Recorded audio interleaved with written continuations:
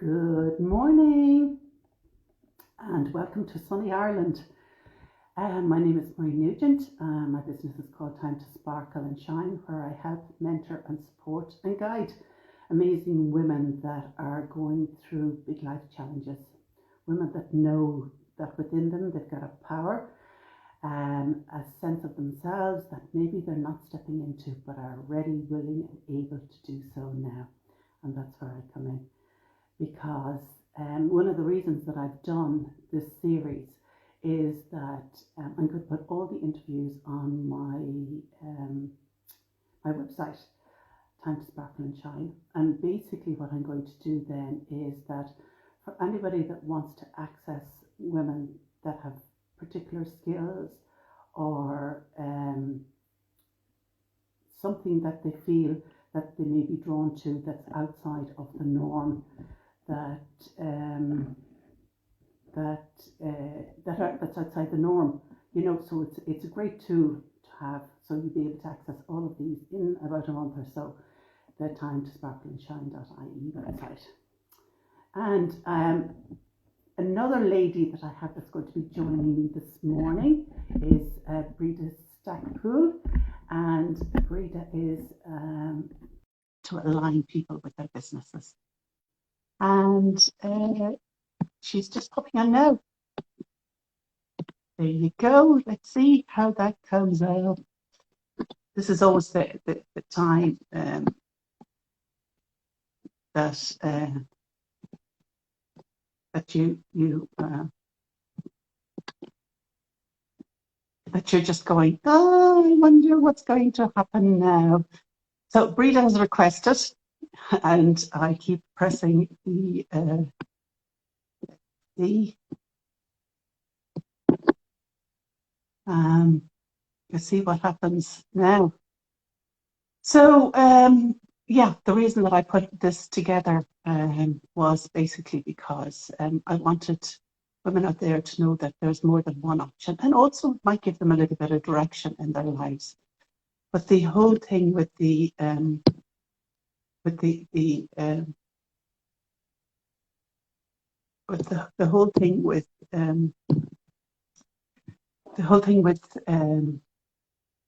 working with women is that in our lives we tend to hand over our power to other people and to our partners and our families, and we don't actually allow ourselves and see ourselves as worthy. So part of what it is that I'm doing, and she's done it. Yes, how are you? I don't know if I did something or you did something.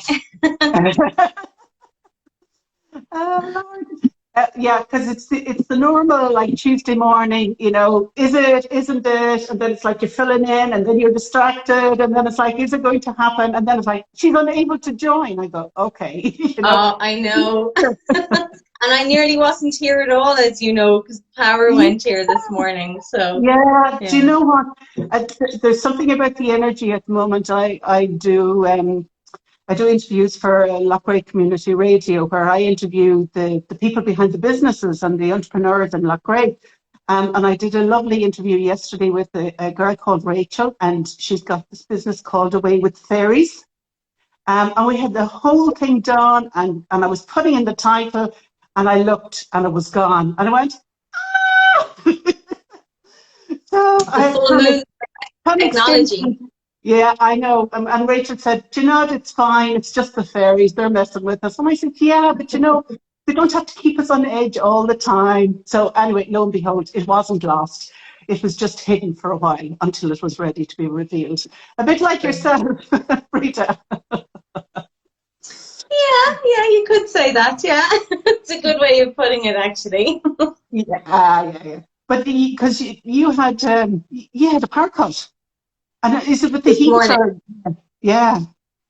I have no idea. Just a fault. Just one of those things. And yeah, so my little boy had an absolute horrendous meltdown because he always watches a couple of cartoons, drinking his morning bottle, and trying to tell a 2-year-old that I can't fix the TV was not fun. But anyway, I ended up having a really nice morning with him because he didn't have any TV, so he had to like interact with me. So we had a really, really lovely morning. Oh, isn't And that then the power lovely? came back and it was time to go back to Well, there you go. You see, you reconnected and the power came back. You know, work. the Exactly. symbolism is all around us, so it is. Yeah. Yeah. So, Brita, when I decided I was going to do this series, I wanted to connect and so that people can see that there are so many ways and so many powerful women out there that are doing what it is that they love doing it and doing it their way. But Mm. in order to get there, they've normally been through the trials and tribulations. So, you had the breakdown to break through sort of things in a lot of the experiences you have, with your business and then you personally, and it was all about bringing you into where it is that you're, to aligning you more in the direction in which you were meant to go. And I do believe that, sometimes that, it's like life pummels us into Yeah. a shape where we're actually going to listen. And then it goes, no, okay, now I can work with you. Yeah. Yeah. It's like when we're not listening, they'll get us, Yeah. our attention will be sought and got. And yeah. One And way or then if we don't another. pay attention that time, they'll do it again and again and again. And again, That's exactly. anyway. So, because a lot of the clients, before they sort of go into the spiritual area or they go and follow their guidance, sometimes, we're following our guidance, we don't actually realize it, but, Yeah. we're doing what it is that we're actually meant to do.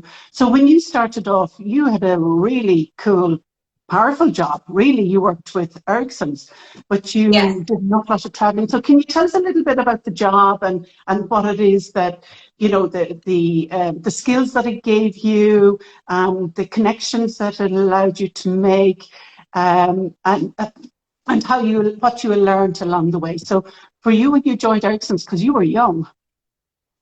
Yeah, I was just out of college. So I And remember what did you I'd study? moved to Sorry, Huh? what did you study in college? Because sometimes it's not really So relevant. science. So Okay. I have a degree in biology, maths, and computer science, and a HDip in applied physics through computer applications. Okay. So, scientific background. And I entered college wanting to go into medical research. I always kind of wanted to help as such. And then when I got into college, I realized that the route to medical research was through an area of biology that I found so boring, like the start of it. Like it was going to get more interesting, but I just couldn't get my head around it, and didn't want to. So then I moved into computers and then kind of went that way and then ended up as a software engineer in Ericsson. Okay. So, and then just kind of climbed the ladder from there. So from my first year in Ericsson, I was put into roles that put me in charge of things or people, projects or people. So Yeah. I remember my first performance review, I told my boss was like, well, where do you want to be in 5 years' time? And I was like, well, I want your job. And he was the first person to tell me that, not everybody wants to be a leader. Some people want to be led. And it was the first time that I had heard something like that. And I remember kind of passing it off at the time going, yeah, well, I don't care what anybody else wants. That's what I want. I want to be the person that's like kind of in the front as such. So he was the one that put me into, like, put me on that path as such. Like he made sure that I had roles that were like maybe team leading roles or project leading roles, or I actually ended up working on a piece of software and hardware that was brand new, and I became the national lead for it, like in Ireland, and I ended Yeah. up traveling a lot with that as well, like living in other countries, teaching other people, and running tests and all of those kind of things.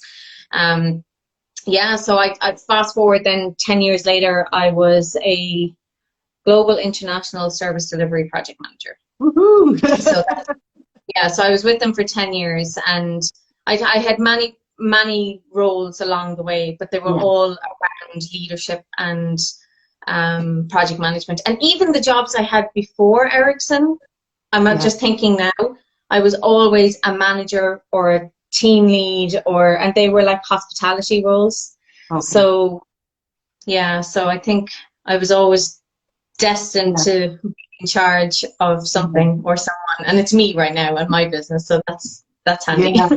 Yeah, and I think there's definitely, something that's in you that pushes you to, but I can totally relate, but I have a different story, because when I had been working in the Hermitage after I had separated and went back to work in nursing, and a job came up and I went for the interview.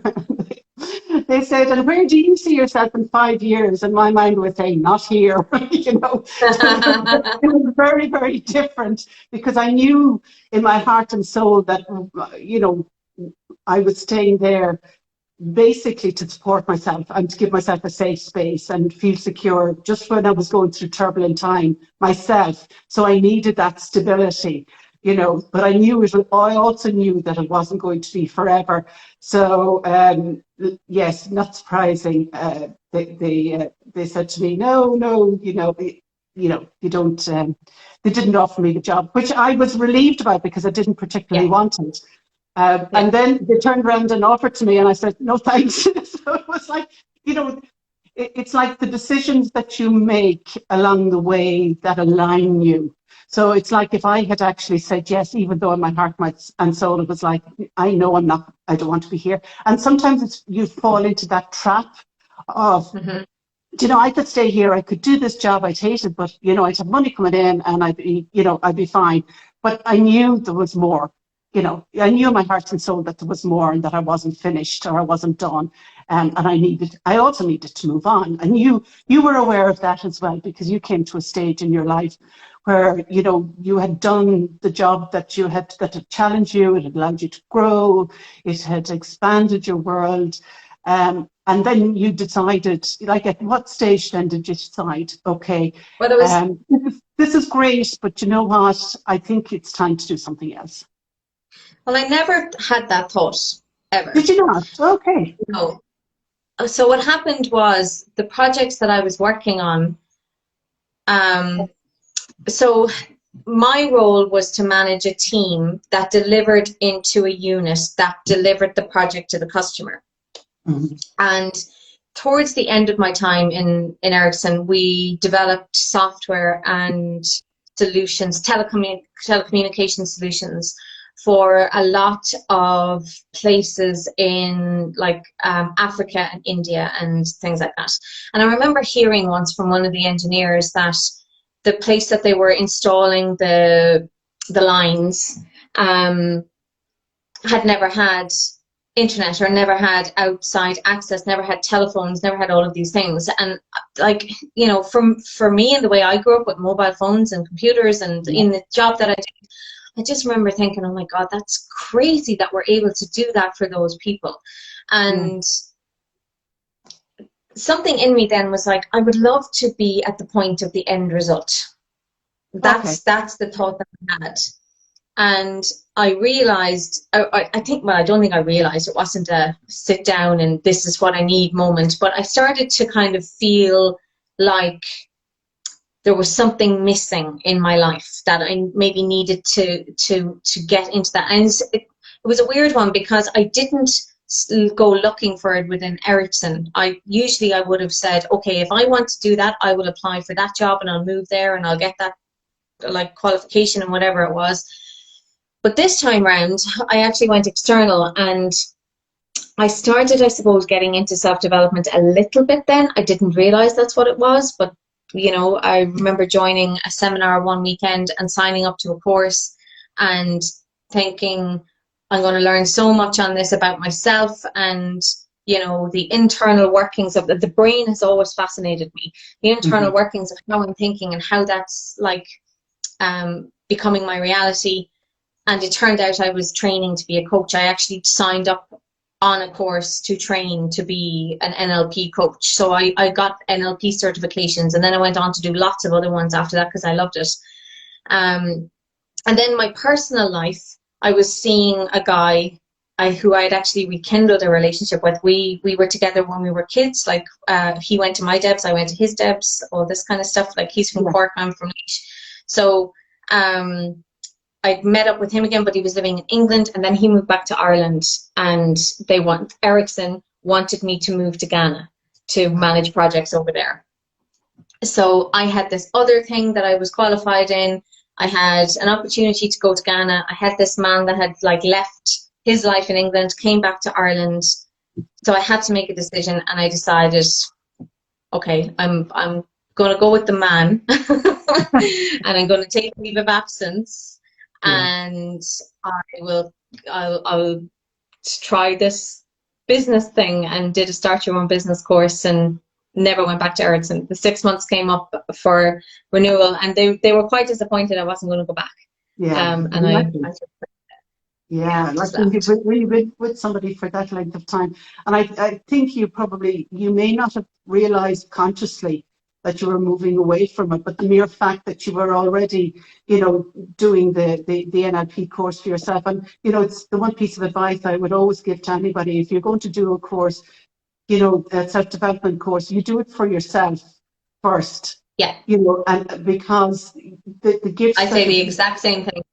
Yeah. The gifts that it will give you and the realizations that will come to you and how it will change your life basically open up doors and bring you in directions that you may not have thought that that's the direction that you're actually going to go to. And it's the same with energy. I did Reiki as my first course, and it happens to so many people. It's like when you go that direction, like the self-development, because no more than yourself, NLP was my gateway to open up to a whole different world, and of realization and self-realization for myself. And I can remember thinking, because you have a scientific background, so you would be left-brained or whatever. And I remember when I was doing the NLP, and we would meet up every month doing exercises and things like that. And I can remember coming away and thinking, oh my God, the right side of my brain was on fire. And it was literally because I hadn't been used to using consistently the right side of my brain, and the neural pathways were literally going bing, bing, bing, bing, which was absolutely fabulous. I could actually feel the heat coming off my head. So, all of these things that they do help, whether we realize it or not, we're following a path, and that's sort of like where you were following. And so when you picked the man, and you picked yourself, and you picked your coaching business, and then what happened then after that? Because I know it was a disaster. Fully a disaster. But I think when a lot of people start their business, or they pivot their business, sometimes this can happen as well, or they start to introduce new bits or of themselves, or new services, or whatever it is, that they have passion behind it, and they can see how amazing it is, and like the gifts that they have and the way that they can help people. But business is a beast that you have to translate everything that you feel out to the public, and help them understand that if you have this issue or that issue, that will be able to help you. And that can be difficult, because the first time that you do it, if you get knocked back, or nobody like bites your hand off, you can start to doubt, and the doubt and the fear and all of these things can creep in. And sure, I opened the doors to the business thinking like people would be lying in the streets, and no, there was no one behind the door, absolutely nobody. And nobody knew who I was, where I was, what I could do. And when I realized that, then I started looking at social media. Now, social media back then was nothing like it is now, and I just started putting my stuff out there. What I started doing was watching what other people were doing, and then not copying, but thinking, well, it seems to work, so let's give it a crack. And writing started, and like content started, and people started to notice me on social media. Now, interestingly enough, I started then getting hired as a social media coach, not an NLP coach. And actually, I never really wanted to be hired as an NLP coach. Okay. I loved NLP, and I do love NLP, but I wasn't putting myself out there as a NLP coach because it wasn't who you were. I'm not sure why, but I never kind of wanted to pocket myself into that. Now that's actually, I've just realized that now. It's interesting that I didn't do that, because a lot of people stay in NLP coaching for a very long time, whereas I changed my coaching many times along the way. So social media coaching, I actually coached people with depression for a while. I suffered from depression a very long time ago. You know, and with the social media coaching, like I got lots of clients. I got like contracts with many different companies to go in and help them with their social media. Now, I wasn't doing their social media for them. I was helping them to unpack what they wanted to say and bring in clients. And then that moved forward then into me starting a business with the man that I decided not to go back to Ericsson for. So we had a couple of businesses together, and social media played a huge role in that as well, actually. So, you know, it was just an outcome of the journey. But like things became good because I kind of followed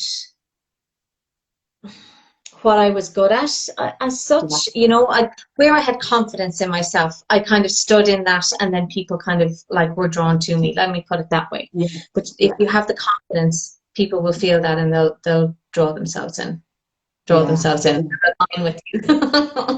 No, I totally get it, and I'm just going to digress, but because you were saying when you were coaching people with depression, that in itself is, I mean, because there's, and I think particularly over the last year and a half, a lot of this has been reactivated again in people, because their worlds have been changed, and you know the foundations were pulled up.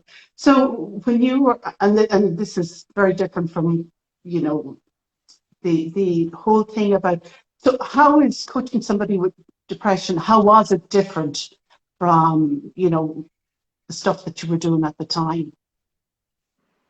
With the social media stuff? No. But before that, you were saying, you know, that you had actually coached people with depression.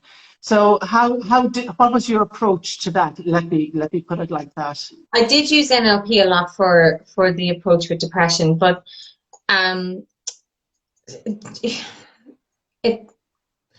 my approach to it, I suppose, was at the beginning softly, because you have to like approach it in that way. And I think for people with depression, now this is just my own personal opinion, but you can kind of get stuck in a kind of a victim mode. You can get stuck in that energy. Yeah. And I feel that, or what I felt was, they had to let all of that out first.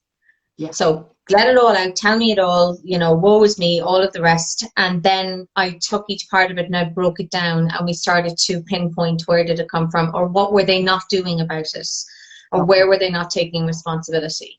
And often, a lot of the time, well, in relation to the clients that I had anyway, were that they just had got to a point in their life where they just didn't know who they were anymore.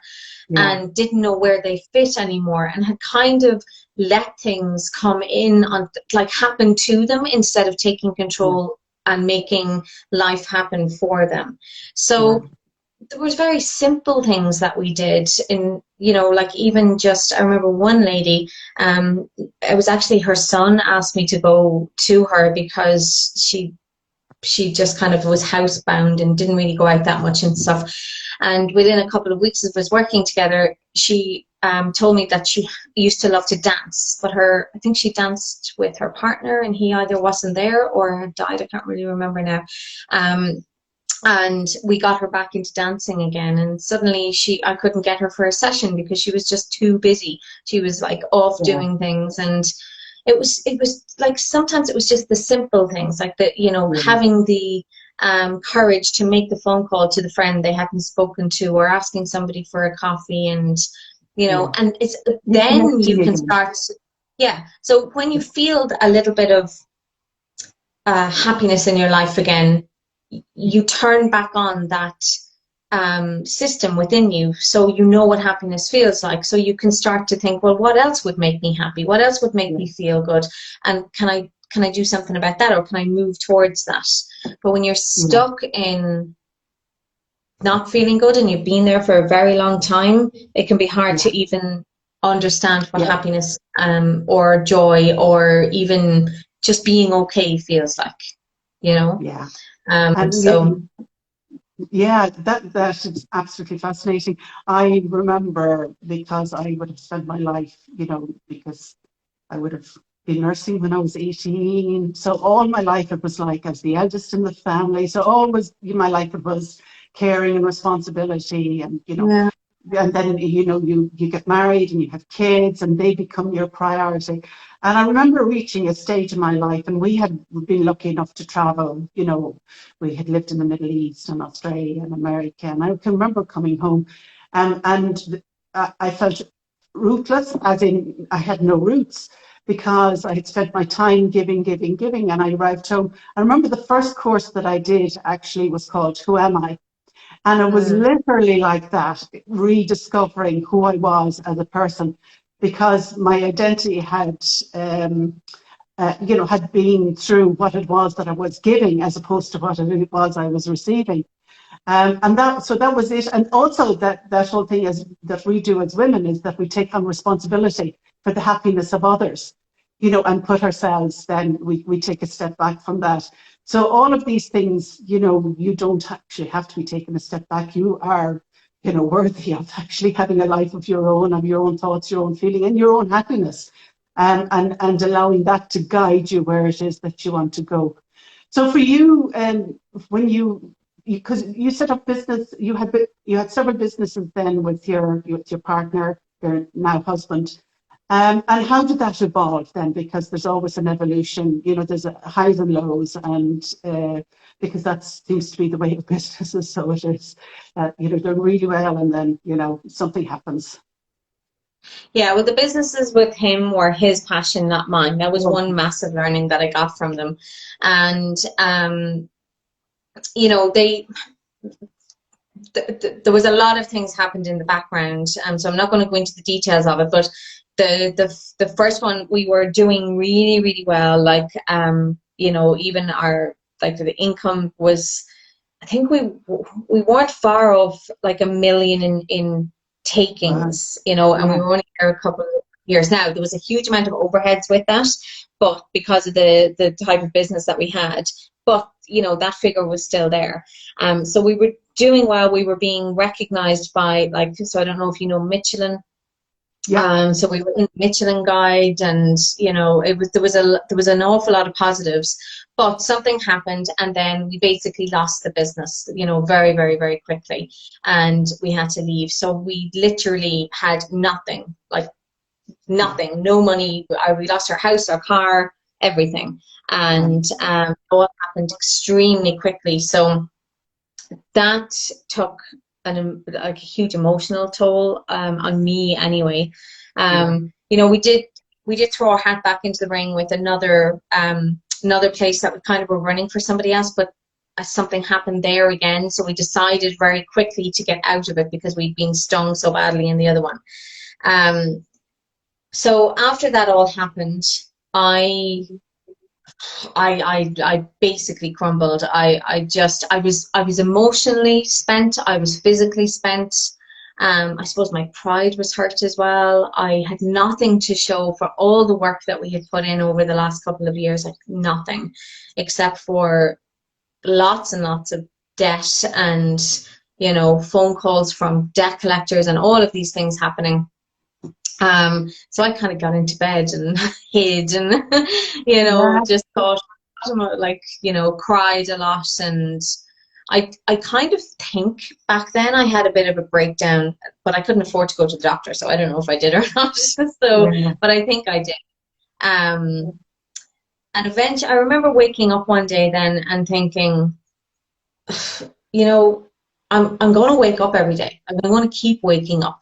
So my husband used to say, oh God, I just have to remember this. He used to say this thing to me, especially on the night. The nighttime was the worst, right? Because that's when all the feelings come in on top of you. And he would say something like, listen, we're going to go to bed. We're going to sleep. We might not sleep a lot, but we'll sleep a little bit. And the sun will come up tomorrow. And we have to get up at least get up and do something with the day. And he used to always say that to me. He's very strong. And I remember then one morning kind of waking up and thinking, feck it, I'm going to wake up every single morning. I'm going to have to figure out what the hell to do with the rest of my life. And I decided then to relaunch my coaching business, but in a different way, as business coaching, which made no sense because I had 2 very failed businesses behind me. So I was just like, what the hell am I doing? But that's kind of what I felt I should be doing. And that's when mindset and like alignment and energy work and all of that kind of started. And it started very naturally for me. I kind of like just felt that's what I should be doing. And I started journaling then, and that's a huge part of my life now. I started meditating a shitload, like I mean a lot. And it was then I really started clearly getting downloads and messages. And you know, like when it first begins, I think for people, they're like, is that me or is it somebody else? So I used to ask them to like say it in a way that I would never say it, and like that's how I kind of knew. But yeah, so that brought me, that started me on the path to where I am now. But yeah, it was a hell of a journey. Like I had to find confidence from a place that I had no confidence. I remember sending the first email back then, and like my finger was literally shaking, hitting the keyboard. Like I was just like, oh my God, can I do this? And I did put a program together. I spent some time working on that, put it together, and then I said, okay, clients, I need 6 clients to get myself back on track. And I made a decision that I would speak to 100 people before I gave up. The first 36 said no. Number 37 said yes. And then I think I got 56 or something, and I had filled my program, something like that. Yeah, so that's fairly cool. Because when you started, you wouldn't have classed yourself as an energetic alignment coach. You wouldn't. That's more recent. Yeah. No, I didn't publicly say that's what I was until probably about 3 months ago when I started working with a new coach, and she was like, this is what you are, so you just going to have to own it. Yeah. That's when I've been doing it in the background with clients, but never really told people that's what I was doing as such. And I think a lot of people do that, especially now, especially at the moment. Yeah. And so what extra added bonuses does, the fact of working with helping people to align energetically with their business, like what does it, when you're working with them, what is it you see or you feel or you sense when you're working with them? So I've always, whenever I meet somebody, when they start speaking with me about their business or whatever, I've always been able to tell them where they'll end up. And, sometimes people are looking at me going, like, no. And then years later, they come back and they're like, holy moly, that actually happened. Yeah. So I've started to realize, or what was happening back then was I was seeing them at their best version of themselves.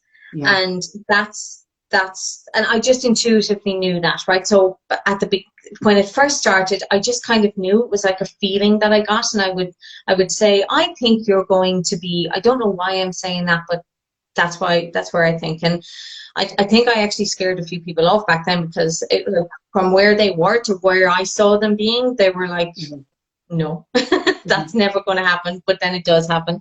And then it kind of evolved into, I heard words. I hear words a lot when I'm working with them.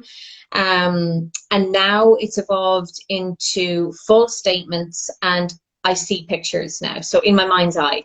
So it's kind of like I'm using my imagination as such. So I will ask somebody like, what do you want to focus on or what do you want to work on? And they will tell me whatever it is, and immediately like images, or even actually most of the time 1 or 2 images will pop into my mind, and then it will change as they start to shift, as we start to move through it and unravel it a little bit and maybe remove some of the blocks by speaking. The images will change, and I can see their energy start to lift and align, and them start to move out of the thing that's holding them back and keeping them stuck. So yeah, it's interesting. It's really interesting. And one thing I've had to learn, especially since Ollie was born, because it's got a lot more powerful since he was born. My son, he's 2 now, and I've had to learn to replenish my energy a lot, because I can feel quite spent after doing it. Because I do, I suppose, you know, can kind of intertwine with them a little bit. And one thing that people sometimes wonder about is like, can I just do it when I'm just speaking to people as in normal circumstances? And the answer is yes, but I don't. So you can turn it off. You can say, okay, I'm being of service now, like I'm ready to connect, and like I'll work with you to help this person. But otherwise it's like a team that, okay, you're off duty now and let me just go and chat to these people. So it doesn't have to be on all of the time. I think sometimes people worry about that, and can they see into my soul or see my secrets or whatever it may be, and it's not like that at all.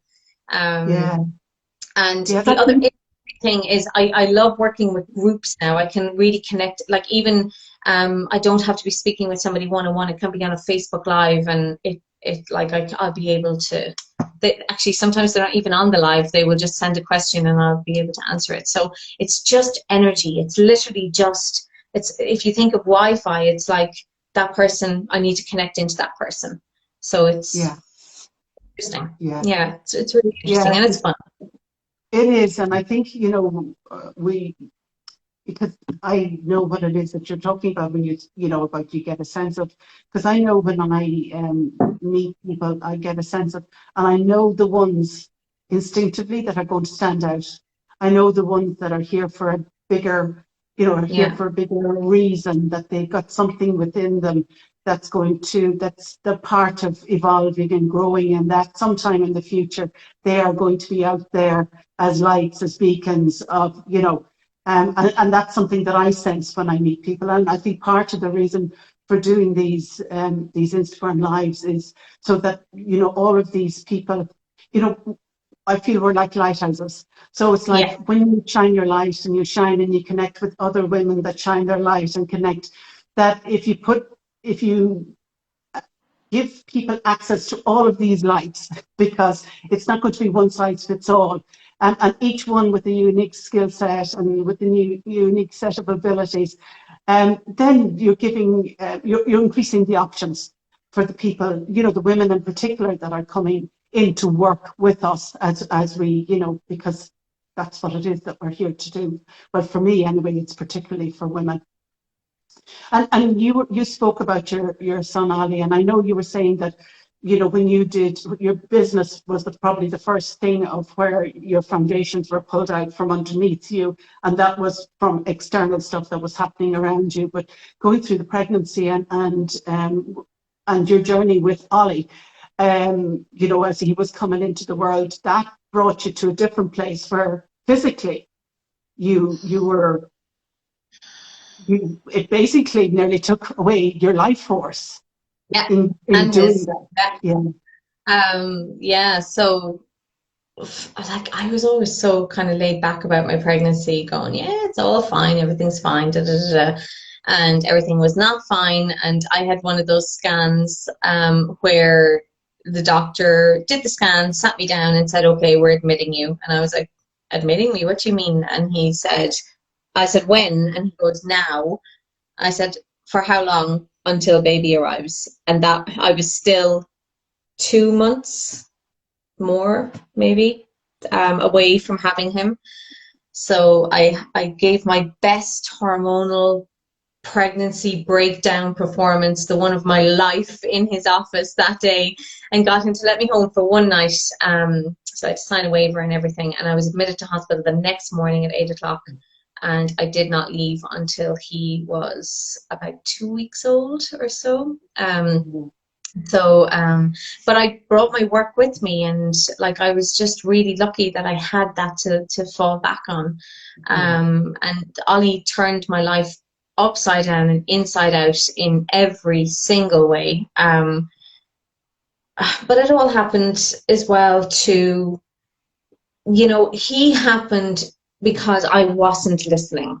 I was not listening. I was not surrendering. I was making things harder than they could have been. I wasn't using my gifts, talents, whatever you want to call them, in the way maybe they should have been used. And I wasn't living to my fullest potential. So he happened to pull everything out from under me and to say, everything you've built is brilliant and it's all necessary, but the message is wrong. The wording is wrong. You're working with not working with the wrong clients, but you're working with them in the wrong way. You're telling them that you'll work with them in the wrong way. And every time I tried to go back to work, I was made sick again, or I got sick again. So there was a lot of lessons along the way, huge amount of lessons along the way. And I remember thinking once, I remember being on a walk one day and I heard very clearly in my head, like, you're strong enough, like as an energy source, but your body needs time to catch up. Yeah. So it's the same with going for goals, or trying to create something. Sometimes you just need to build the foundations, and the foundations that I needed at that time were my body, and I was neglecting it because I was trying to force myself to go back to work, and I physically wasn't ready. And sometimes you're just not ready. It's just not the right timing, and we have to stop thinking it's about us and it's our fault, or it's something that means something about us. Sometimes it's just not the right timing because the right things are not in place, or you're not physically able for it, or maybe you're not energetically able for it, or maybe there's one more thing that you need in order to actually fully step into that goal or that desire. So yeah, he came barreling into my life and turned it all upside down, and I had to throw everything in the bin and figure it all out again. Yeah, but you had the experiences you had that were necessary for you. They were already there within you, Yes. So while and I think it's the biggest conflict, because you would have like a science and maths background. I think sometimes it's like that when you have a scientific outlook and you have a spiritual outlook. I know myself, the learning to trust the spiritual one was probably more difficult because of having a logical brain. That's where I found, because it was like one was the known and the other was the unknown, and trust, and because they were very different skill sets. Let's put it like that. That you had to work with the trust and following your intuition and that sort of thing. And I can't say that I get it right all the time, but I do know that that's the guiding for me. That's the guiding, that actually is the one that lights the light in front of me, that pushes me on when you go and say, no, I've had enough. Do you know what? I'm just going to retire now. It's like, no, actually you're not, because you're not done yet. It's like, okay. We'll never be done. We'll never be done. But that's nearly an exciting part, because I think it's not that you do a job for all your life and then you retire.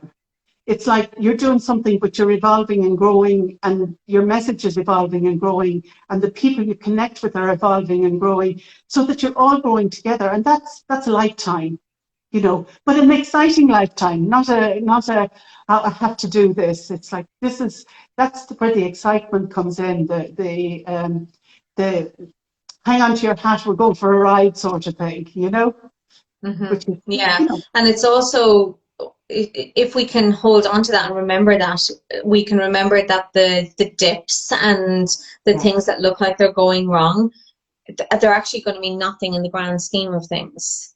So and I know that can be hard to hear. And I know there was a time when like that saying people used to say to me all the time when we lost the business and lost everything, everything happens for a reason. And I wasn't ready to hear it back then, but I know now it happened for a reason. And I know that everything does happen for a reason. And often it's a very personal reason for the person that it happens to. And what we need to stop doing is placing blame and going into the blame game and trying to make it mean something about our abilities, and instead immediately look within and go, right, number one, how do I feel?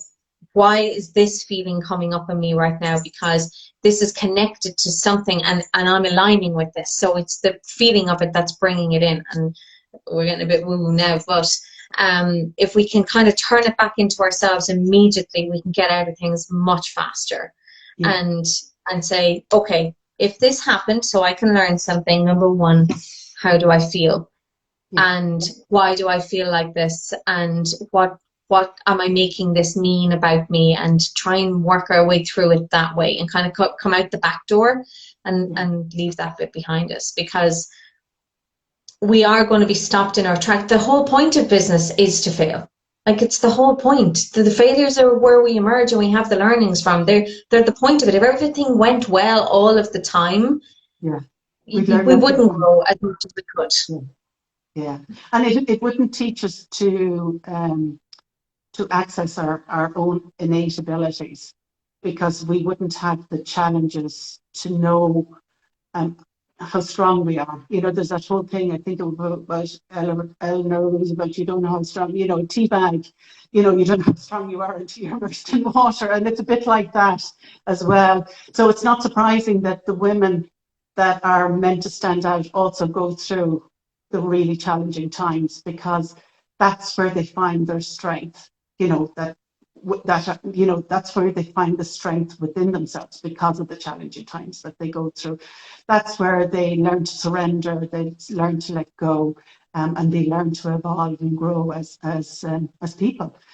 So the energetic point of view, so for you then it's become more and more, and it's only recently that you've started talking about it. And I think you will, personally, I think you will attract people, women in particular, with whom that resonates an awful lot more than a business plan or doing things in a specific way, because behind it all they're learning to tune into their guidance. So they are, and I think there are a lot of people out there right now looking for somebody that can help them merge the spiritual and the strategy. Yeah. And they have it within their own business, but they're stuck in the strategy and they don't know how to bring in the spiritual side into it without possibly letting their business collapse around them, or repelling clients, or doing all of these things. And what I can say from a person that's actually done that is it makes your business so much stronger. It makes you so much more confident. You're actually not tripping over your words anymore, or apologizing for saying what you're saying, and you're not trying to explain it too much. You just are who you are. You speak as you speak. You attract the people that you attract, and you're so much happier at the end of it, because for those who want to merge them, or are hiding maybe the spiritual side and just saying that they do the strategy, and then when they have the clients doing a bit of the spiritual as well, and there's a lot of people doing that, I was one of them. You're almost repelling clients because you don't want to bring in the wrong ones. You're almost afraid of the next person that's going to show up and think, or you have to kind of guide them in, or like coax them in a little bit, or ask permission. Is it okay if we go this route or do this? You don't want to be doing that anymore. You just want to be showing up and going, right, let's go. We're going to bring in source. We're going to bring in the angels. We're going to bring in Reiki. We're going to bring in everything. We're going to throw everything at this, and we're going to make it move so much faster. And that will light people up so much faster and attract clients in so much faster as well. So I think it's almost an emergence of service providers who are teaching people that it's okay to be you. It's okay to merge spiritual and strategy. And actually, your clients are looking for it. So please start telling them about it. Yeah, and you're so, so right. And it's something that I've become aware of, and have actually spoken about. And it's like working with mind, body, and spirit. And I think part of what's the problem that's happening in the world today is that they were, the body was under threat. And then because of that, it was like mental health and looking after your mental health. But there was a whole aspect that people were totally overlooking, the fact that they have a spirit within them and that the need to access that and to be guided by that.